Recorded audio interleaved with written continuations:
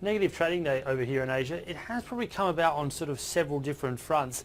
Main one probably to have a look at was actually what came out of the BoJ. We are yet to see their press conference, but coming out of the statement is that they remain fairly much in line with what they believed at the last meeting, and that is that the current 60 to 70 trillion yen of stimulus program is working, and that the current growth profile that we see coming out of Japan is maintained, and that they believe that that will be the interim movements as well.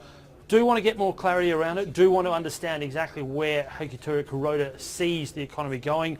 I know we are waiting to hear what is coming out with regards to the renegotiation of wages in terms of what's going on the public sector side, so that may be a reason why he's held off.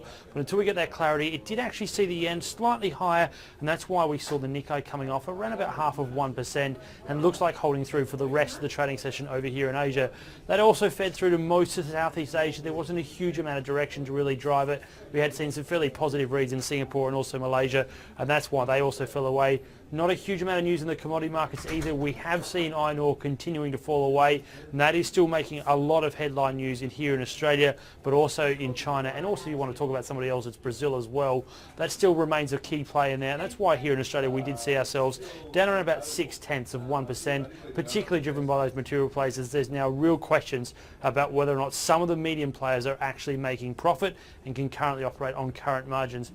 All of that was sort of culminated with the fact that we saw the trade balance out here in Australia. It was a little bit better than expected. Deficit was 1.3 billion US dollars. That wasn't as bad as estimates between 1.5 and 1.6 billion. We did see exports on the upside. Again, this is retrospective data and didn't really drive the market at all, because everybody is watching what's going on tonight. It's all about the ECB, and it's why no major move in Asia is really stuck, even though we have had a downward trend, and it's all about what happens at Mario Draghi's press conference later this evening for us here in Asia.